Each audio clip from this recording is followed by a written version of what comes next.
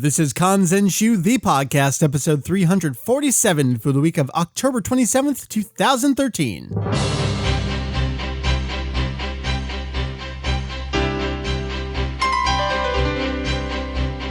What up, hey-os? Welcome to a Kanzenshuu, the podcast, an extension of the all-encompassing Dragon Ball fan site. Kanzenshuu. That's right, we cover anything and everything Dragon Ball in hopes of enlightening and a little bit, the entertaining. Julian, what up, dude? Oh, not too much. My students from the second year will be very soon in Korea for their class trip. And other than that, kind of my sister's in Japan and in the apartment. Well, that's fun. It's good to have visitors. Yeah, it was a bit of a funny story, actually. We were all expecting her to arrive Sunday afternoon, but then 2 days before she was intending to leave, she found a mysterious email in her spam folder that says, "Oh yeah, by the way, we changed your departure to the day before." So she very quickly had to find someone to replace her at work for the day that she was going to miss and finish packing and get to the airport. Awesome. Go airlines. So apparently airlines have the right to do that. Completely just tell you that, by the way, they changed the date of your departure and your flight. And if you try to change it to something else, you're going to have to pay a lot of money. That's right. If you do it, you have to pay. But if they do it, sorry. Good. I'm glad you have some extra support over there. Means you can come podcast, although everyone's probably asleep right now, right? Oh, they're all asleep. Okay. My sister especially. She's been sort of half asleep on the couch since 7. Gotcha. All right. And it's 11 at night right now. So we got Julian over there in Japan. We got me. My name is Mike, VegettoEX over here. Heath is out on family assignment this weekend, and Jake is off again protecting the universe. Can we just assume Jake is a secret member of the Galactic Patrol at this point? I suppose so. Just hope he doesn't run into any full-grown science. That's right. He's not strong enough to take him on. All right. So we got Julian and Mike right here.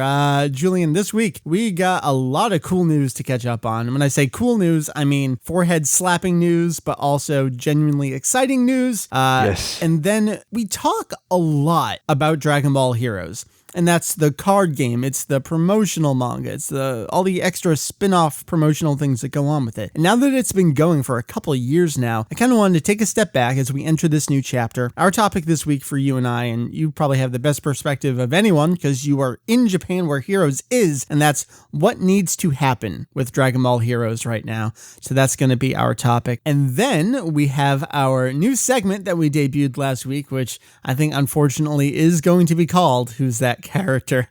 We will let you know who it was in the voice clip you heard last week, and we have a new clip for you to think about and ponder and research, and that's going to be our show this week. Sounds good. Sounds good? All right, let's do some news.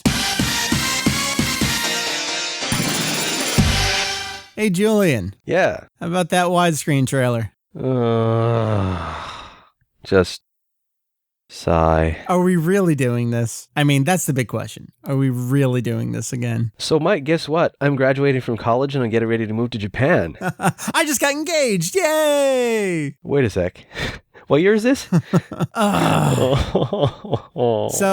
Funimation put up and removed very quickly a trailer for their Dragon Ball Z Season 1 on Blu-ray, as I like to call him, Anime Listing Superhero. WTK spotted this up on Funimation's website. By the time I saw it and then got home, I already had messages saying that it had been pulled down. It's like, wow, something went up a little too soon and someone found it a little too quickly. So the trailer showcased what they're doing for their new remaster. And if you're thinking, wait, wasn't Funimation just doing Dragon Ball Z on Blu-ray? You are correct. The level sets, it was 6 months from announcement to cancellation. The first ones came out in November 2011. That was level 1. That was on November 8th, 1.1. That covered the first 17 episodes. And then the next month in December 13th, we got level 1.2. Level 2.1 was supposed to come out soon after that. And within that 6 month time span, they decided to stop. And they didn't really give a reason. This was that whole, we've suspended production until we can find more efficient means. The common theory, which is mostly accurate theory, is that they sold like shit. And the question there is, did they sell terribly because people wanted Fill My TV? Or was it because you just finished putting out the Dragon boxes, which were coming out at the same time the Dragon Ball Kai was coming out, which all came out 2 months after you finished putting out the orange bricks? My theory is, stop oversaturating the market. You can't put out that much at the same time. I mean, even if you look at just orange bricks to just Dragon boxes to just a Blu-ray remaster, that's enough as it is. But Kai was happening during this time, and Kai was airing on TV for free, so you could watch it there. Kai was covering the same underlying material. It's just too much. So Julian, my question going forward here for these Blu-ray sets, these new remastered ones, which completely wash out it's our worst fears from the orange bricks dialed up to 11 here. It's pretty unbearable. It looks like a watercolor painting, which is not what an animation cell is supposed to look like. Yeah, never mind the cropping at this point. I mean, the remastering itself looks like garbage. So, Julian, the question is, if these don't do well, we can pretty much infer it's oversaturation, right? Pretty much, yeah. And at least then we know who to blame. Because I kind of feel like from the very beginning, the whole survey thing was almost a way of covering themselves to say, oh, we did put out a survey and we just did what the fans wanted, so don't blame us. Right. And they're really setting this up to succeed with a lower price point, pretty much mirroring what the orange bricks were, the 9 seasons that way, just appealing to the lowest common denominator with derp fill up my TV. Whenever we talk about this, Mary throws in the Southern accent because here in North America, we associate Southern accents with lower intelligence. I am not doing that. Mary's not here, so I'm not putting a Southern accent on there. I'm just doing a derp. I don't even want to talk about it. If we ignore it, will it just go away? If you ignore it, you don't have to buy it or think about it, I guess, but it'll only go away if people don't buy it. Right. So That's right. Don't buy it. I'm sure someone will buy it for you just to give you Reddit again. Well, because I have to review, I say have to, in quotes there, review it for the site and the show here. I already have it pre-ordered, so I'm part of the problem, but I like to distance myself from being part of that problem if I can. It's just, I don't know. This is the last straw, Funimation. And I mean that on your side less than I mean it on my side, because Funimation's really in a position where if these can't succeed, they can't just keep putting out Dragon Ball. They need to let it rest for a while and or new material. Yeah, there are a couple of things that they could be doing. You know, there's the 2008 special, which I suppose may have certain rights wrapped up in it because it's through Shueisha, but there's that. All right, so let's do that quick recap of what has come out in the meantime. And I mean, this is side news from this news, but it's important because it is the why isn't the main line succeeding. So we've got the 2008 Jump Super Anime Tour special. Julian, that was part of the JSAT, the Jump Super Anime Tour. That was, like you just said, Shueisha was in control. So that's really a Shueisha property. That was limited release in Japan and just got tacked on as an extra to Battle of Gods. So there's likely different production committee members that kind of hold that whole process back, right? Right. I mean, even so, you'd think they would at least angle to try and get that or something. Right, you know? Right. And I'm sure they have. With all of these, I'm sure they are trying, they have tried. If they could put it out, it would already be in your hands by now. But we still want to go over them kind of in order here. The next thing that we got, actually can't remember the order, so whatever order we go in, was probably Plan to Eradicate the Super Science. Yeah, that was first, because that was on Raging Blast 2.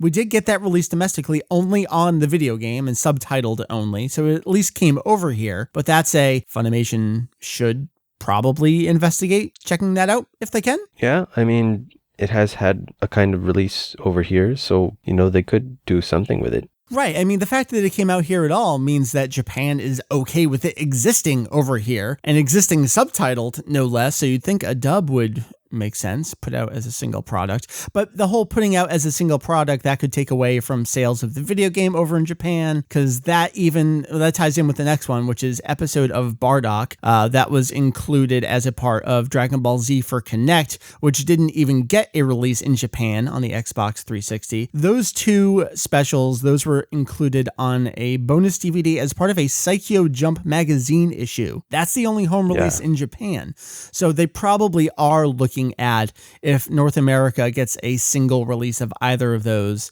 that takes away from. But then, Julian, the question is, what does it take away from? Raging Blast 2 does exist in Japan, so I can see that taking away from video game sales, but Episode of Bardock doesn't exist on DVD in Japan, other than this March, was it 2012 Psycho Jump issue? I mean, you can't buy it, so what is it taking away from? I have no idea. I don't get it. And then, of course, there is Battle of Gods, and this is the biggest one. You'd think if they could already have it out, as you look around the world at how many other companies and countries have licensed this movie, what's going on here? We have to assume that Toei, it's probably one of two things, maybe even a combination of them. Toei is asking $1 gazillion for the North American distribution rights, and Funimation can't do it on their own, and or because Fox is involved at the production level, they're holding it up somehow. Yeah. I can only imagine that either because it's a theatrical release, they're demanding that it gets some kind of wide release in North America, which Funimation might not be willing to commit to, or Fox, being Fox, is, I don't know, can they farm it out to Funimation but make ridiculous demands like replacing the entire cast or making ridiculous cuts a la Pokemon or something? Right. Who knows what's going on there? And another one of my potential theories is that it's too big for Funimation and it's too small for Fox to care about. So it's like they have it, but why bother with it? Because what's it really going to bring in for them? Interesting. So that all ties back to the Blu-rays, believe it or not, because if this new re-release of the Dragon Ball Z TV series proper doesn't succeed, it's because it's out too much and people are looking for something different. So let's leave that behind. We will, of course, cover them when we can. Very minor story here. Viz put out the cover art for their full color version of the Dragon Ball comics coming out in print. They've been doing them digitally. Julian's the Japanese cover art. I like how they did Saiyajin Hen to Saiyan Arc. Yeah, I mean, it's a direct translation. Yep. That's not really much to say. I mean, It's very much a straight translation of the stuff that's on the Japanese cover. The only thing is the font that they used. I mean, it's basically the same font that's on the original Japanese tankobon, like Dragon Ball. Slightly different. Yeah, it is a little different. I think the shape of the R in particular is different, but it's very similar. But it's also very plain because you have all this stuff going on in the background and the logo is just sort of sitting there going Dragon Ball. Yeah, on the Japanese cover, it's kind of at an angle with a little bit of a drop shadow. Yeah. Here. I mean, I realize that, clean typography is all the rage, but it's Dragon Ball. Whatever. I mean, it's cover for the print edition. That's coming, next year? I think that's coming. Yeah, February 4th is that first one. MSRP is $20, but I think Amazon's got it down for about 12 or 13. So you know how they even used a similar color scheme with full color? Yeah, they put the letters in Japanese, Furukara is also in the same. It's cute. Interesting. It's cute. Yeah. All right, Julian, last time on the show, we talked about the new mobile game coming out. Well, the official website has opened. So what can you tell us now about Dragon Ball RPG Boyhood Arc, Shonen? Well, it appears to be divided into 4 chapters, which the initial arc with Pilaf, although Pilaf doesn't show up until partway through in the manga, but you know that. The 21st Tenkaichi Budokai, Red Ribbon Arc, and Demon King Piccolo. So basically the part where Goku is not yet in his adult physical form. He's still stocky. Yeah, it's difficult to call him a child because, I mean, he's like 15. Right, he's already a teenager. Piccolo arc, but he's at any rate sort of still a boy in appearance. Well, to me, so that's 15 is kind of a little boy still. Yeah, well, especially as we get older. There, right? yeah. Get off my lawn. Okay, but anyway, they're further divided into episodes which recreate events from the TV series, and the battles themselves appear to take the form of a turn-based RPG, and the screenshot provided even shows Bulma getting involved. I'm not sure exactly how. But there's in addition to that, there's an item collection aspect where Goku collects certain things while going through the game, and even when you're not playing, he continues to adventure and gather them. So there's a non-real-time aspect about it, I suppose. Okay. And you bring those to Bulma, and she invents stuff like capsule houses and dragon radar and microband and what is it, the spy robot or scout drone or whatever it was that they used to track him when he was attacking Red Ribbon headquarters. Okay. Oh, anyway, I don't know. It promises to have appearances of lots of characters from the series, although the characters themselves are sort of these 16-bit style sprites. Yeah, people are starting to notice that the sprites are ripped from a variety of other games. In fact, the main key piece of artwork there, just with the title, that's Goku from the cover of Dragon Ball DS2. So it may not be entirely original, but it's something they can put together, Yes. perhaps relatively cheaply, and get it out. So that's coming out on Android and iOS. We don't know when, though, right? Yes. Well, it said October, but October is almost over. That's so maybe soon. All I don't right. know. So I guess we'll be on the lookout and see where it pops up. If Tap Battle is any indication, it will hit Android first over in Japan and then very quietly see the iOS release. Yes. From the little that I had seen of Tap Battle before it crashed, it looked like the graphics were not exactly optimized for the iPhone either. Okay. Sort of pixely. So maybe a very cheap port, you know? Sure. All right, move on. We got a bunch of other video game stuff. This is real quick. J-Legend Retsuden, that's the compilation coming out on the Japanese Nintendo 3DS. We've already talked pretty much about everything. We know Super Butoden 2 is the final inclusion there, but they put out a nice promotional video that showcases each of the games. And the only little tiny shred of news that we can pull out of that is really that alongside Super Butoden 2, you can hear the main title theme music sort of playing in the background. So to me, that infers it will keep its original soundtrack, which means they're just not talking about it, not referencing it, just putting it out. It's in Japan. Leave us alone. Don't talk to us about music. Yeah. Kenji Yamamoto. Yippers. All right, let's talk a little bit about Battle OZ, which is the big new fighting game coming out. The news here was that Namco Bandai North America put out a release date. It's coming January 28th, which is within 1 week of the Japanese release. I'm very excited about that. So I think the Japanese release is like the 23rd, and then this one's the 28th over here in North America, and I think Brazil and some Latin American places. So that's the bit of news, but there's some other little tidbits here that I don't think anyone else has talked about, and this is so up our alley of importance and points of interest, and I need to share this with you. So Namco Bandai, their press server distribute screenshots and trailers, all that stuff. So I'm grabbing them, I'm putting up the screenshot gallery, and I'm looking at the file names for some of these screenshots, and the Battle of Gods characters are written as the file name. And that's important to me because we are trying to get rid as much as we can of this Bill's name, because while that is certainly a valid romanization of Birusu, Julian, my popular analogy, and I've stolen this from Jake at some point in the past, Bills is to Birusu as Tolanks is to Trunks, right? Yes. So it's possible to derive that from the katakana, but it does not respect the pun in any way. Either pun. It doesn't do anything. So the point of interest here is that Namco Bandai on their server has them written out as Beerus, Beerus, which is exactly as we have coined it on Kanzenshuu, and Whis, Whis.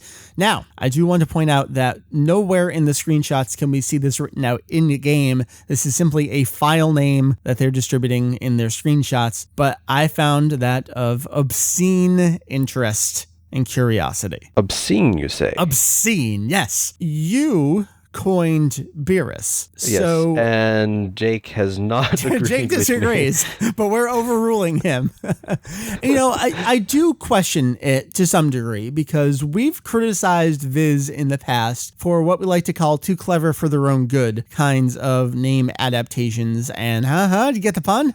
Look. So I do wonder about that, but for me, the way that name romanizations, transliterations, adaptations have always worked, I like to preserve pronunciation usually first, followed by pun, and Beerus gets us all of that, and it gets us both puns at the same time, which was the Yusuke Watanabe's original virus. I mean, that's kind of its own story. You recommend people just check out the movie guide page for that? Yeah, we got tons of quotes and lots of interviews that explain what happened. And Latin roots and all that stuff. Go dig into that. So it gets both the virus and the beer pun in there. And Julian, since the movie has come out, all of the official Japanese publications are writing out the character's name as Beers, Beers. Yes. There's like one obscure 3DS LL case that has it written as the English fan term, but that's an outlier. Right, and that's a third-party thing that came out before the movie, so Yeah. it also just says God for Goku rather than Super Saiyan God or Super Saiyan God Goku. It's like, Yes. we can safely ignore that, I think. All right, so we're going with Beerus. We're trying to get it to spread as much as we can. Yes. I think it's possible that someone could independently on their own come to a similar name spelling, but do you think this is number 2 after you spearheading Tullis as the DBZ Movie 3 character that Steve Simmons adapted back from your clever spelling, which we later found had actually been used in Japanese before, just with 1 L instead of 2 L's. Do you think this is number 2? Have you made your stamp on official spellings? I can only hope. And if this is the result of perhaps Steve Simmons being involved with the translation of the game and giving us a nod too, that'd be fine. I don't think Steve has done games in years since... Really? Yeah, not since the Atari days. Well, whatever the case, I can only hope that that could actually be used in the game and not just as a file name. I'm just really... I'm heavily anticipating what the official English Funimation name spelling / pronunciation is going to be. Because if they finally kill off bills, I will be pretty excited about that. Yes, because I don't like bills. They come in my mailbox once a month. So we don't want them. No bills, no bills.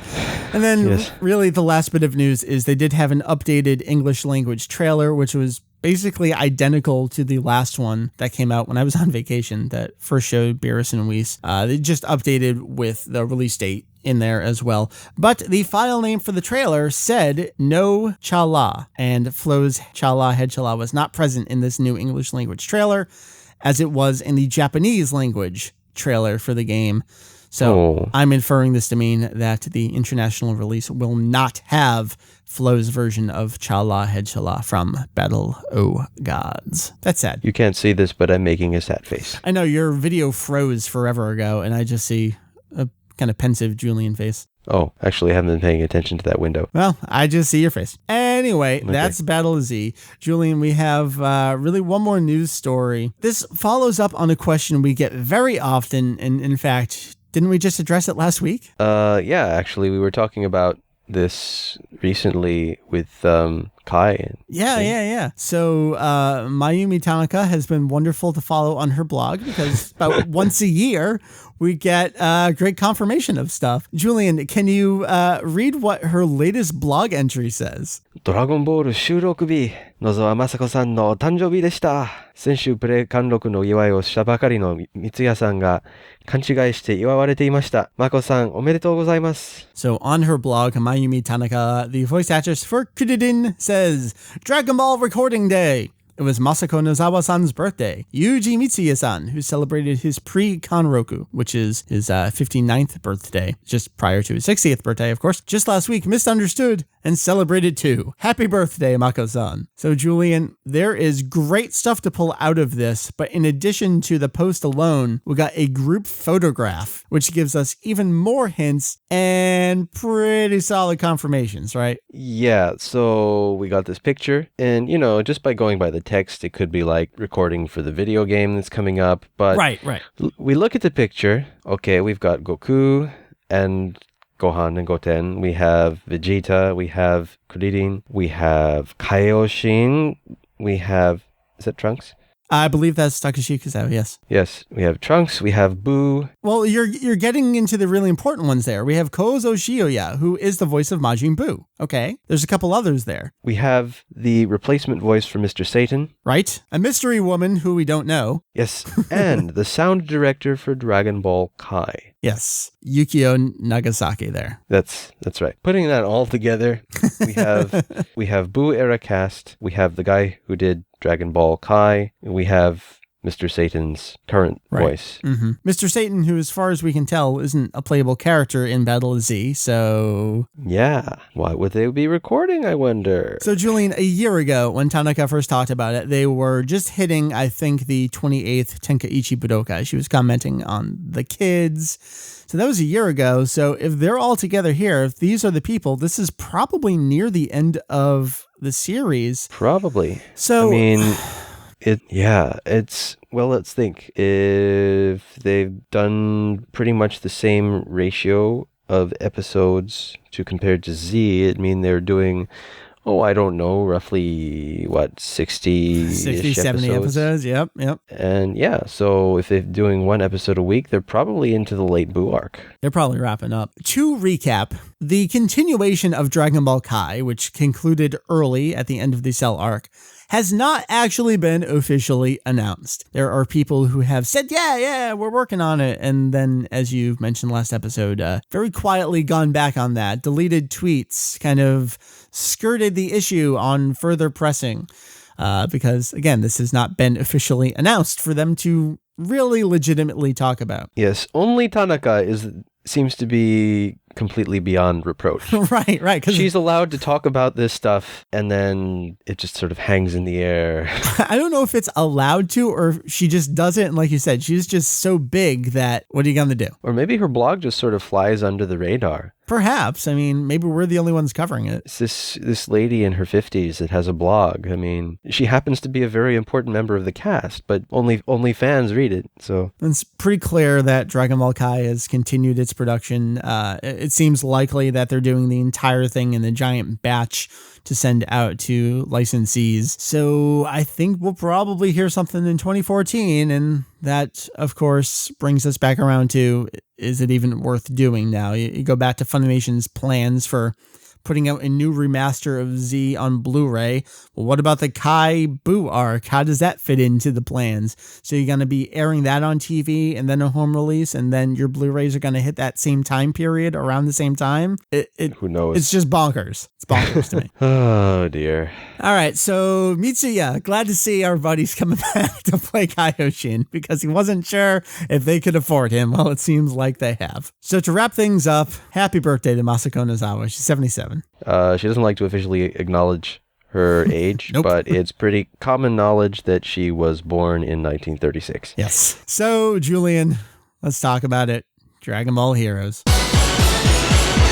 In Japan, Dragon Ball Heroes is actually a successor to a previous line of arcade games. Julian, it started prior or pre-video games, really, with just cards. Yes, so way back during the Dragon Ball, like when it was still going on, there was something called the Cardas cards, which was a game that you played using cards, kind of like Magic or things that would occur later, like Pokemon or Yu-Gi-Oh!, where you had your battle power and you have attacks and things like that. There's lots of things that have existed before that, and even just before Dragon Ball Heroes started, they had something, what was it called? Dragon Battlers? There's Dragon Battlers, there was Bakuretsu Impact. These were all using cards, and they all use the Budokai, the Dragon Ball Z Budokai engine from the PS2 games, using those characters, and you kind of slide your cards on top and move them around and collect things. And Dragon Battlers is actually where we first got Super Saiyan 3 Broly and Super Saiyan 3 Vegeta, then went on to be in Raging Blast, but some of these new transformations, believe it or not, were slightly before Dragon Ball Heroes. Yeah, it's got a lot of back history, I guess you could say, before this even started. But the main thing here is that basically it was a rethinking of the way that people interact with the card game. Yeah. So instead of having like a little play mat with a table, you have this big arcade machine, you put the cards down on the playing surface, which reads them and displays them on a screen. So you can battle against someone else in very flashy manner. Otherwise, it's basically got card game mechanics, but Yeah, it looks like a fighting game. Yeah, it plays out like a fighting game on screen using the Budokai engine, so it's all, like you said, nice and flashy. Now, Dragon Ball Heroes is the latest version of this, which actually started a long time ago now, believe it or not, back in 2010, late 2010. So we're basically 3 years into Dragon Ball Heroes now. I remember celebrating the 2-year anniversary. I think maybe the official launch was earlier that next year. It's kind of muddy the way that Dragon Ball Heroes rolled out, but let's say we're about 3 years into Heroes. It's been going for a while. Julian, there was the original batch of missions, which had a theme song that we still occasionally hum, and we're just doing so in between segments here. That went for a while. That gave us things like Super Saiyan 3 Trunks and the new first batch of hero avatars. It's really where Beat came from, this new hero that we're seeing a lot. Oh, yes. And then it transitioned into Galaxy missions, and the main kind of driving property behind Galaxy missions was Dragon Ball GT. They moved into a lot of GT-related stuff, occasionally dipping back into movies, like Garlic Jr. was part of Galaxy missions. Yes. They were filling in the holes where they could. Galaxy missions is also where Battle of Gods came in around mission 4, 5, 6. That's where we got Beerus and Whis tying in. Last March and April? It was around the same, well, not quite that far along, but just after the movie was released is when we started getting Victory Mission. Happening, right? Yeah, Galaxy Mission time was kind of this really huge time for Dragon Ball Heroes because it was clearly succeeding enough in arcades in Japan to warrant a few other things. We got, Julian, like you just mentioned, the sort of expansion of things. Yeah, this promotional, we called it this side promotional mini manga over in V-Jump, which is Shueisha's video game focused magazine. There's always Dragon Ball promotions over there, but we've never had a new Dragon Ball manga, so to speak, in V-Jump, and we got one. It started out as just a couple pages each issue, literally 2 pages, I think, for the first 2 chapters, and they weren't really serialized. It was, okay, this happened, and then later point in time, this next chapter happened. And as it's gone on, and especially into the current day, it's literally chapter to chapter to be continued, picks right up where it left off, right? Yeah, so it's very much got a continuing plot now. It's introduced new characters who are developed in some fashion. It's got a tournament arc now. Yeah, so it very much feels like they're building towards something. And with the latest thing, it's sort of teased the new chapter with the Black Smoke Shenlong. Right. So it's very much paralleling the video game or the card game still, but at the same time, it wants to sort of build up its own thingy. That first part's the angle I kind of want to hit on, where it's here to promote things. All manga is to promote stuff. Even manga in and of itself is to promote itself and its tankobon sales and jump sales later on.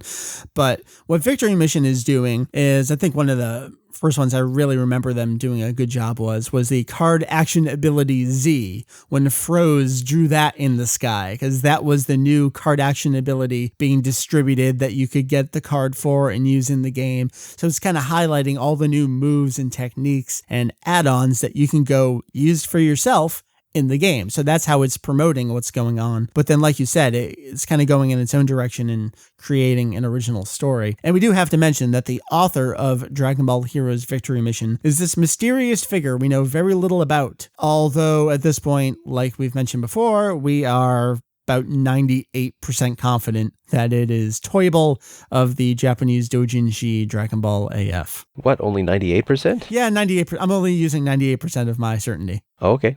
All right. But we do know also that he was born in 1978 and he's from Tochigi Prefecture. Right. So you can do a little sleuthing. Go track him down, Julie. Okay. I'll go door to door. Okay. Knock, knock. Are you Toible? No. Are you Toible? No. Are you Toible? Yes, get out of my house. Great. All right. So we've got Victory Mission, which is going on. There's a couple other things, but let's talk about Ultimate Mission, which was the Nintendo 3DS port of the arcade game. Obviously changed up because you can't use your cards with the 3DS game.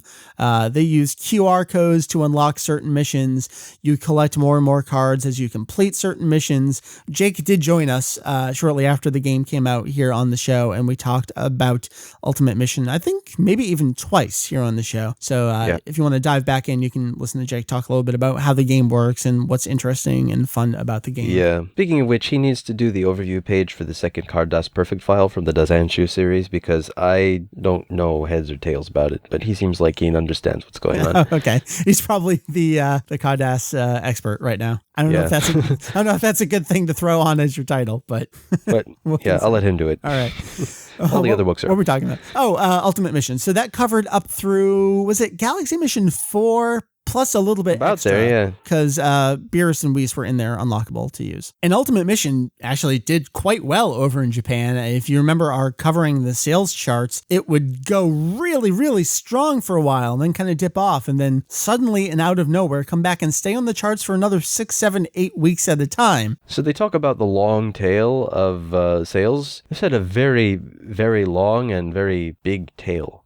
It was a hysterical one too, because we're like, how is this doing so many thousands of sales in its 20th week? Dragon Ball games don't stay on the charts. They stay up there for 1 or 2 weeks. They burn really, really strong, really, really fast, and then die out. Dragon Ball Heroes kind of stayed at that low level, but for a really long time. Ultimate Mission there on the 3DS. So there was that. But then, Julian, we kind of talked about some of the other stuff already, and that's things like Episode of Bardock. That was a really big push that tied in a whole bunch of different things. That tied in Dragon Ball Heroes itself. It tied in V-Jump, because that's where the Episode of Bardock 3-chapter manga by Naho Oishi debuted, that promoted you playing Super Saiyan Bardock in Dragon Ball Heroes. At the same time, the Dragon Ball Z Special Selection DVD came out in Japan. That was a single DVD that was only, 1,000 yen? It was crazy. Something like that. It was super cheap. A single DVD that had both the Bardock and Trunks Dragon Ball Z TV specials on it. And that was significant because, unlike North America, where we've had Bardock and Trunks on DVD since the year 2000, Japan has only ever had them exclusively as extras on the Dragon Box sets. When the individual DVDs came out, even with the movies, those two TV specials did not get individual disc releases. So that came out at the same time. And then, again, I'm pulling it from memory, but I think it was the March 2012 issue of Saikyo Jump that included the anime adaptation of Episode of Bardock alongside Plan to Eradicate the Super Saiyans. So there was a lot of stuff going on to promote Dragon Ball Heroes while simultaneously promoting other Dragon Ball things that all still tied back to what was going on in Dragon Ball Heroes. So it was a very incestuous time during the Galaxy Mission era. Right. It's very much cross-promotion on top of cross-promotion. Right. And yet, it feels like really Victory Mission is aspiring to try and become something more. It is. Trying. It is. So the trying there, the aspiration, do you think that's coming from Toyotaro, or do you think that's coming from Shueisha, or possibly both? Could be both. I mean, obviously Toyotaro doesn't want to waste his time if he has to keep away from his baby to do this. At the same time, I almost feel like someone, be it the developers of the game or Shueisha, or someone might have plans for it outside of the realm of card game. All right, well, let's get into that right now. As I've said many times here on the show, I think a new standalone Dragon Ball Heroes animated TV series would have been a fantastic idea. And I think the more time passes, it's a better idea, because Dragon Ball Kai kind of shot things in the foot for him over there, where that was we'll watch it on TV, I guess, but we're not going to buy anything. And then as soon as Kai got off TV, merchandise sales started picking up again. Yeah. Well, the whole thing about Kai is that it offered nothing substantially new. The manga is not going to change because the manga is itself. It is what it is. I mean, even with the full color comics, it still is what it is. Yes. I mean, they released new dust jackets for the manga when Kai started coming out. But Neon even that yellow or green, sorry. It's sort of a very fitting thing because it's Dragon Ball packaged in new covers.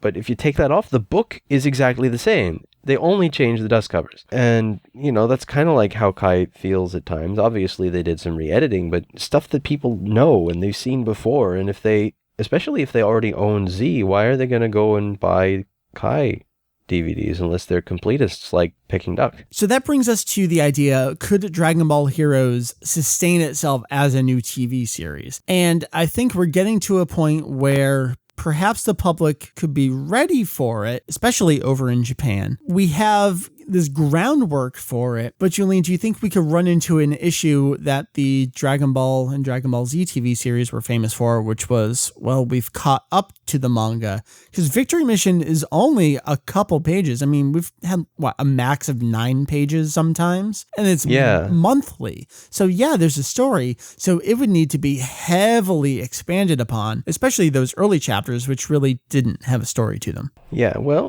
they're building up these characters. They've got plenty of material to work with in the game itself in terms of, let's have a random, trying not to say the word duel. Right, but it is. And they don't necessarily have to obey the rules of the card game because rule of cool and all that. Just like Pokemon, where they're doing things like, wait, that Pokemon doesn't have that move. Wait, he didn't wait for his trainer to tell him to go do that. What's going on here? Yes. Or isn't this a virtual representation of our card game? Why are things acting like they are manipulated by real physics, And in pain, and it kind of gets all weird and shifty there. But yeah, it's true. There's a lot of stuff, and there's a lot of character development that could still be done. I mean, we don't see a whole lot of Sora, so there's some stuff they could do there. Yeah, so they could build on a lot of different things, create backstory, fill in gaps. Very much, have something there. It's a popular card game. It promotes the cards. It almost seems like it's a license to print money. So the question becomes, why aren't they doing this? Maybe they're planning to already. Plus, they got the catchy themes that were done by the same guy who sung the themes for Dragon Ball Kai. They've got animation from the commercials, which is really good, and to the point where, certain trolls on the internet took away the Dragon Ball Heroes part and told people, hey, it's going to be a new TV show. Right. All the ingredients seem to be there. They kind of have been making a Dragon Ball Heroes series. If you follow along with all the full-length promotional videos for it, you can kind of watch them in a row and get some sort of story from it. It doesn't exactly follow a Victory Mission, but it's kind of its own thing going on. So Julian, part of the question there is it a good idea? We have to separate this for Japan. It sounds like it might be a decent idea for Japan. They've got the groundwork. They've already got the built-in audience. Now let's take Dragon Ball Heroes abroad, because it has not been abroad yet. It's very, very much a Japanese only thing. I mean, Ultimate Mission did not get localized elsewhere. The only familiarity that the casual Dragon Ball fan, let's just say in North America, would have with Dragon Ball Heroes is if they played Ultimate Tenkaichi, which was released as Ultimate Blast in Japan. The create a character mode in that game pulled in a lot of the character avatar archetypes from Dragon Ball Heroes. So even in the opening, you see what is basically Beat alongside the hero Saiyan avatar character, I think it is, alongside the Berserker Saiyan avatar character, which is a kind of short Vegeta looking character with long black Super Saiyan 3-ish kind of hair. Yeah.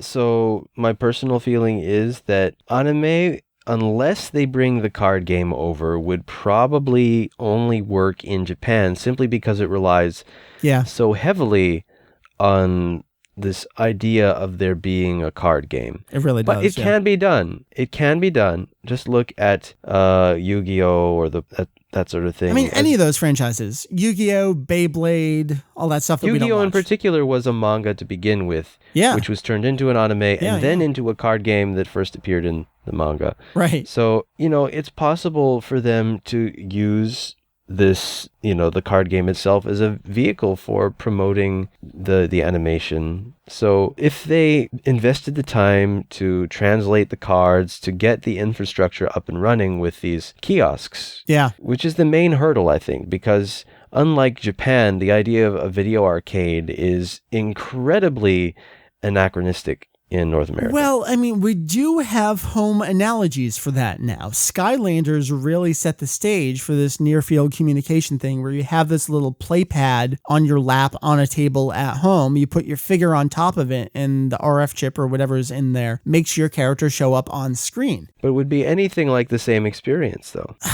With cards, yeah, I don't know. Would you? It really feels like you would need Dragon Ball Heroes figures because that's what Skylanders did. That's what Disney Infinity is doing. Nintendo's. But that's not the same thing. No, it's not the same thing as cards with the figures. So that's kind of tough. So would we need something? No longer. Well, unless they were going to go in and modify all the cards in the animation into figures to accommodate that, because remember, it feeds back onto itself, so it has to be similar enough. Gotcha. Because of US FCC rules, it may not technically be allowed to be exactly the same. I remember there being like visual edits to the cards in the anime that they had to do because it was too similar to the actual game. Sure. Russian, buy out this card. Yeah. Would it have to be then no longer Dragon Ball Heroes, but this new chapter would have to be not named Dragon Ball Heroes? Like we went from Bakuretsu Impact to Dragon Battlers to Dragon Ball Heroes. Could it be this new thing, which is, all right, basically copy Skylanders and Disney Infinity, but do it with Dragon Ball? And then the question is, could that work internationally? I'm not sure that Funimation has the marketing muscle, Namco Bandai has the marketing muscle to really go in to the level that they would need to dedicate themselves to make it a success. Because making something like that a success, it's got to have a huge push behind it. Agreed. And yeah, I think that means that is the major hurdle, is to be able to promote this gigantic, what comes down to an investment, both for the people who would be, hosting the machinery as well as people who would be buying the cards. So, as much as I suppose a Dragon Ball Heroes anime could have a convincingly, heartfelt plot with interesting events, I wouldn't see it succeeding unless there is a card game to also feed back into it. Right. You could do a lot with Dragon Ball Heroes, though. I mean, you could go after the audience that Dragon Ball SD is trying to go after, the younger audience. Maybe they do have familiarity with the series, maybe they don't. It's not necessary to have it. You can pull in lots of fun cameos with some of the actual characters. And if we're talking about making Dragon Ball this long-lasting evergreen property that Toei seems to think it is, they are going to need to set the stage for the future. There's going to need, let's be honest, there's going to need to be a new cast for these characters, voice cast, at some point down the road, as if it's going to last the 50, 60, 100 years that they hope it's going to, then they're going to need to set the stage with something new. And is Dragon Ball Heroes that new thing? I think it could work under the best circumstances with everyone really contributing and going in hog wild on it. I don't know if that's possible. So then that brings it back to, should they just do a Dragon Ball Heroes TV series in Japan anyway, just because they can or should? Good question. Or should they just keep going with what they're doing right now and just make enough money to keep it going? It's a good question. I think it has the potential to be a really big success in Japan, but if they want to angle for profits overseas, it would require a massive outlay both in Japan and elsewhere in order to do so. So unless they really go all out and decide that's what they want to do, I don't know. Just keep on trucking otherwise? Yeah. Well, I think that kind of sums it up. I mean, what do you think this new chapter is going to be, I guess, is kind of the final question. Where do you think they're going to take Dragon Ball Heroes? Just wrap up GT and then just all what ifs? I don't know. I mean, where do they go from here? They seem to be dipping back into the past, right? The age missions. The past to get into the Red Ribbon Army arc. So it feels almost like they're starting to reach for material using the adult characters. Yeah. But yeah, I mean, maybe they could go the route of sort of absorbing certain things from Dragon Ball Online now that that's going off. Very true. I think that would actually be a great way to extend that franchise as well. Because Dragon Ball Online, we've talked about it, has such an amazing wealth of stories and Toriyama involvement. I mean, why put it to waste it wasn't a waste for the people who played it and enjoyed it, but now that it's shutting down, it's like, well, we have all this stuff. This can still be used as ideas to further the franchise. So I think pulling that in would be a great way to do it too. And I want a Dragon Ball Online OVA or TV series. I wanted that before I wanted a Dragon Ball Heroes TV series. So I think that could work. So I guess we'll see what happens. Yeah. I really don't have much investment in it, although I kind of dread there being a TV series that I would have to actively follow and comment on, and look at the sections that we have to add to the website. And, Kai was one thing, but oh my goodness, the stuff that we would be doing, the magazines that you would be buying every week. Kill me now. All right. Let's hope not for Julian's sanity. So that was our topic. I would love to hear what you guys think of the current state of Dragon Ball Heroes, where you think Dragon Ball Heroes is heading, and then where you think Dragon Ball Heroes or a possible successor should be heading. So hit us up on the forum thread. We do have a thread for every episode every week on the forum on Kanzenshuu. We have our Twitter, we have our Facebook, we have our Google+, wherever you think is the best way that you can contribute discussion, and we would love to have it. So Julian, to wrap up the episode, we're going to play what I think is unfortunately going to be called Who's That Character? So here is the clip we played on the debut of our segment last week for you to identify who is speaking right now.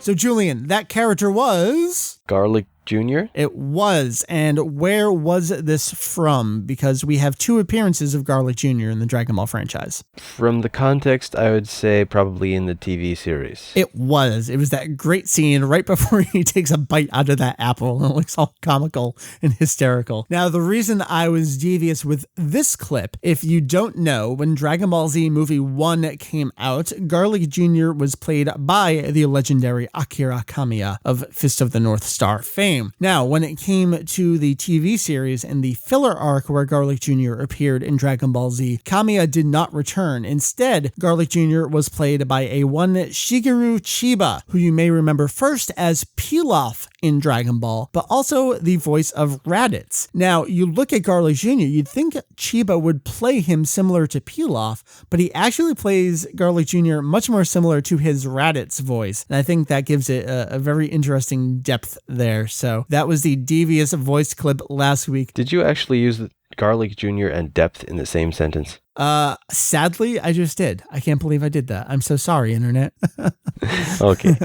We had one person respond with the correct answer. That was Tronk21 over on the forum thread, said this is Garlic Jr. when he was first introduced. So congrats to Tronk there. We had a couple other choices. Some folks, I think Chiquita was thinking something from Red Ribbon. We had Puto thinking it might have been Cell, but nope, that was Shigeru Chiba's interpretation of Garlic Jr. from the TV series. So let's go to this week's clip.